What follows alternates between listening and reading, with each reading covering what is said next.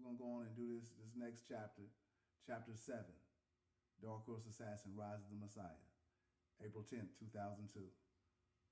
Next morning, Ile Ife, Nigeria. The Reverend Baba stood on opposite sides of Zion's hospital bed inside the glass-like enclosure. Baba reached out and took Reverend Boyce's hand while both men held one of Zion's. Next, Baba closed his eyes and, barely above a whisper, he began. I, Baba Oduduwa, servant of the Most High, command you, Zion Uhuru Jones, last descendant of Shango, god of fire, thunder, lightning, and the personification of strategy, to open your eyes. Dr. Boyce jumped at the same eruption of thunder that exploded. Streaks of zigzagging lightning lit up the underground darkness. Then silence. Moments later, steam began to ooze from the rock floor and walls. Baba's face was calm. He seemed serene as he watched the metamorphosis around them.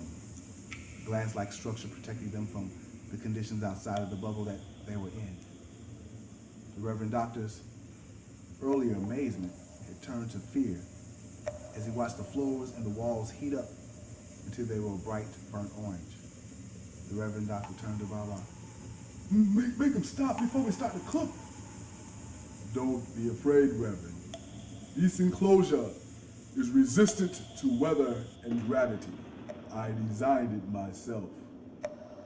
Baba said as balls of fire jumped off the walls and flew across the cave like small meteors. Reverend Boyce was too busy being terrified when Zion's eyes began to flutter. The roof and the sides of the enclosure were suddenly assaulted by flaming hot falling rock and soccer ball-sized balls of fire. The concrete floor outside the bubble looked like orange taffy as it began to liquefy. The steam from the molten rock began to cloud the glass-like structure. Visibility was almost non-existent.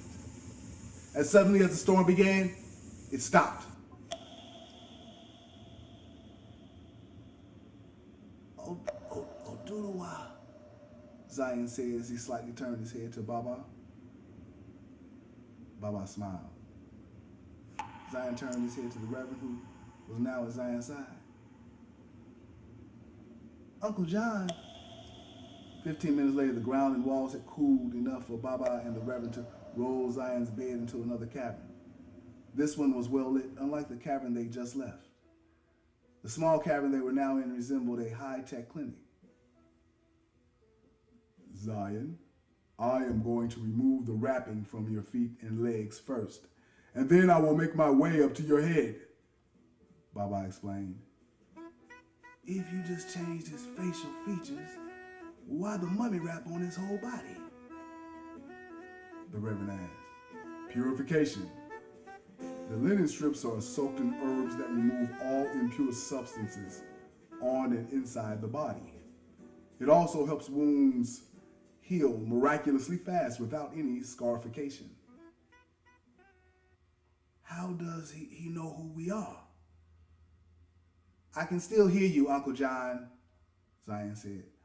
I apologize, son. No need. My dad told me who you were. Your dad, he's transitioned, Zion said. Dad, me, you, no one ever dies. You know, we all masses of energy, and energy cannot be created or destroyed. It only transforms. So you are in communication with your dad, the Reverend asked. Dad speaks to me in my dreams. I have no control over how and when he comes. Actually, you do, Baba said. I do what? You have the power to control these communications with your dad and other spirits. You just don't know how to use it yet. And this is what you gonna teach me? This and so much more. Baba was unwrapping the linen from Zion's face. Reverend Boyce's eyes got big as the wrapping was peeled away. What's wrong, Uncle John? Nothing. He said, no, nothing at all. Baba put a hand mirror to Zion's face. Son, you are in danger, and you will be in danger as long as you dwell the earth. The facial reconstruction provides you with anonymity for now. Anna who? Anonymity. The enemy won't be able to recognize you now that I have reconstructed your face. Zion looked at the foreign image that stared back at him in the mirror. He touched his nose and then his lips. What about my name? Should we change it too? Baba shook his head. No. By the time the enemy does find you, it will be time for you to be found, and your name will tell the world who you are. Zion played with his new face while he listened to Baba. You'll get used to it. It's cool. He opened his mouth as wide as he could, then closed it. Zion repeated this several times. Man, my new face is, this is all right. I just hate that I ain't got no scars. You want scar tissue on your face, son? All great warriors got scars. Zion spoke in a knowing tone. Scars mean you battle tested. What makes you think that you a battle tested warrior?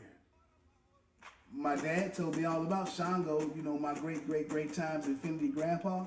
Dad said that Shango was one of the greatest warrior kings. He said he was a loved and popular ruler and warrior because of his meticulous strategizing and fairness.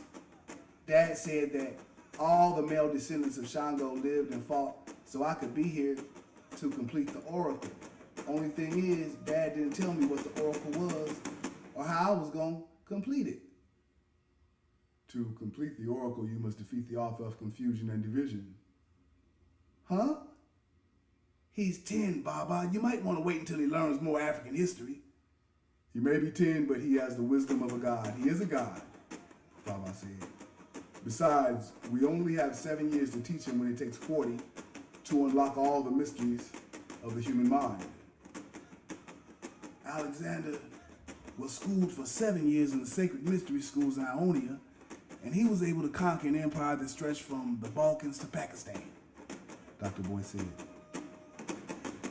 Alexander the Great was also a paranoid schizophrenic who had many of his close friends executed because of his extreme paranoia. Alexander the Great died a very lonely man. Many thought that his paranoia came from his early exit from the mystery schools, and they were right. With only 7 years in school, he didn't understand the information he had, and that, young Zion, drove him insane. So, you mean to tell me in 7 years I'm gonna go crazy? I surely hope not, Dr. Boy said while Baba was laughing. With a destiny such as yours and a name like Zion Uhuru to wear as a badge, crazy won't be able to get into your head. Why was I named Zion? Why not Zion? Dr. Boyce replied. It means promised land, which refers to the land of peace. And of course, you cannot have peace without freedom. And that's what your last name means. Zion Uhuru, peace and freedom. Man has been fighting for these two concepts since the Pale One manifested himself into a serpent and introduced mankind to sin and death. Zion's eyes widened. My mom, did that explosion? You already know the answer to that question, Zion. You already know. Well, yeah, but I don't want to believe it. It's okay to show emotion, son, Dr. Boy said as he squeezed Zion's hand. I've been grieving in my sleep for however many days that I've been asleep, which I have no idea. Dad helped me to understand, Mom don't come to me in my dreams like Dad does, so I miss her way more, but Dad tells me that Mom is watching me and that her love is all around me and will never leave me. You've been through a lot for a 10-year-old, son. Well, That's what I told Dad. He said that I've gone through and will only go through forests and down roads that God has planned. Did trouble tell you that the Creator's plan for you? Baba asked. Nah, but the last few days, like I said, I've been in my sleep, and I know Dad's transitioned, but or whatever, or y'all think he's transitioned, but he did tell me to trust you and Uncle John. Are you scared? Of what? Of today, tomorrow, your new life, anything, everything. Nah, good. Zion, 3,160,000 years ago, man was born of the Creator. He had only one date, and that was a birth date. Death did not exist until one of God's little gods became jealous of her. This jealousy caused this God to try and thwart the Creator at every turn. So Zion, when God created this world, everything in it was in harmony. It was perfect. All of it was the promised land. And there was only peace until this jealous God came down to earth in physical form and introduced sin to this promised land world. Wow. Uncle John is a God the same thing as an angel? A God, little g, is a special angel, one that the Supreme Creator uses to help mankind understand the scope of the Creator's infinite wisdom and power. So, is that why, like in the Bible, like God say, don't bring any God before me, instead of like saying, like, don't believe in any other gods? I guess so. Zion turned his head back toward Baba. I'm sorry, Baba. So what happened after sin came to the world now? Well, when sin was introduced, death followed as a result. And since that time, the Supreme Creator has sent her spirit, which she made manifest in human form, to teach the people of the world how to avoid being slaves to sin. Each time that messenger left, many of those people, particularly the well-to-do and ones that wielded earthly power over others, reverted back to coveting objects that the author of death put before them. The object became more important than human lives. The Reverend picked up without missing a beat. And now, son, the most popular and powerful country in the world has morphed into a modern-day Babylon. Zion, you are the last messenger of God. Christians refer to you as the Messiah. Muslims refer to you as the Mahdi. Revelations chapter 6, verse 8. And I looked, and behold, a pale horse, and his name that sat on him was Death, and hell followed with him. And power was given unto them over the fourth part of the earth to kill with sword, and with hunger, and with death, and with the beasts of the earth. There was also another horse, a dark horse, its rider a judge and an assassin. So the pale horse rider is Death, and I'm the dark horse assassin that they gotta kill Death? Baba shook his head. No, you have been sent to defeat Death, Baba said. And you do know that when we refer to death, we are talking about evil.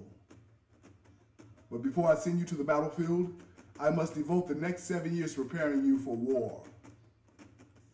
Man, why 7 years? It was supposed to be 40, remember? Your dad had just completed the 5th tier in his 6th-tier priesthood education. He still had 6 years to go when doors in his conscious mind opened and allowed him to briefly see through the Creator's eyes. He saw you, Zion. he saw you and your wife on dark horses. My wife? I'm only 10. Let me back up. Shango was more than a warrior king. He became a god, or one of the creator's angels, whichever word you prefer. Oba was the first of Shango's 3 wives. She too was a fierce warrior. She even taught Shango knife fighting. But the strongest virtue Oba carried was her love for her man, her love for Shango. She loved him so much that she cut her own ear off and attempted to feed it to him in hopes of winning his love back. Instead, Shango was so angry that he banished her from the kingdom and she fell to earth without even being able to give him an explanation, or who knows if she was going to give him an explanation of how she was tricked into cutting her ear off. Now, at the time, Shango didn't know that one of his other wives, as I just said, had tricked Oba into this self-mutilation. And since the banishment, Shango has never been the same. His strength decreased, and he wasn't the supreme strategizer that he was when he had his queen, his first queen. Zion, you have to find the last descendant of Oba. Once you gain her unconditional love, then and only then will you have the strength and wisdom to defeat the Pale Horse Rider. Okay, dig. Let's make sure I understand you correctly, Zion said. So I got to stay here wherever here is for 7 years. In that time, I got to acquire 40 years of knowledge. Then I have to find some girl that I have no idea what her name is and make her fall in love with me. And then I got to go and save the world by killing evil? Basically. Sounds like a low-budget straight-to-DVD horror movie to me. What is a 10-year-old doing watching low-budget horror movies? The Reverend Doctor asked. Man, I don't watch them, Uncle John. I'm just saying. What are you just saying? I'm just saying that you two are putting a lot of pressure on a 10-year-old kid. Bay, Spielberg, and Cameron together couldn't sell this storyline to Hollywood. And you want me to do it in real life? Sounds about right, son. How about it, Baba? More or less. But as I help you expand your mind and body, you will grow more confident. You will begin to see. And not with the eyes that you look out of right now.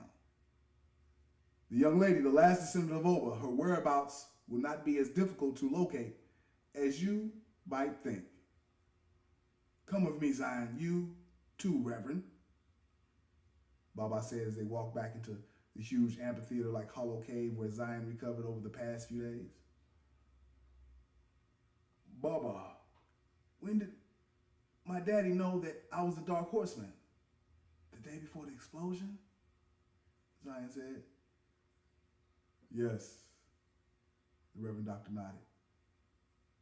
I was in London at the time, but Treble was in Spartanburg with my sister. She initiated your father into the sacred Amun priesthood when it came to him in a vision. He said we had been wrong, that you were the Messiah, and he went on to explain to me that you needed to do what you needed to do in order to complete the oracle. Your dad was extremely disturbed. He was even more disturbed when I explained to him that we had always known who he was and who you are. The day of the explosion, Treble called from Atlanta. He said that he had to get to the airport and you and your mother were in danger. That was the last time I spoke to him. I think I might know the last descendant of Oba. I think she's a little girl around my age. What makes you think that, son? Well, ever since I was a little kid, I've had these dreams. What dreams? Baba asked. Well, when I was real little, a long time ago, she was real little too. We played catch, pitching the soccer ball back and forth with our minds. The ball would stop right in front of our chest. We laughed. And over time as I aged, she did too. in one dream, we were fishing, and another we were racing on our bicycles. How often do you have these dreams? Zion shrugged his shoulders. I don't know, maybe, once, twice, maybe 3 times a year. When was the last time? She and I were just about to get on the mind bender at Six Flags before you woke me. Today? Zion nodded. What's her name? What does she look like? Where does she live?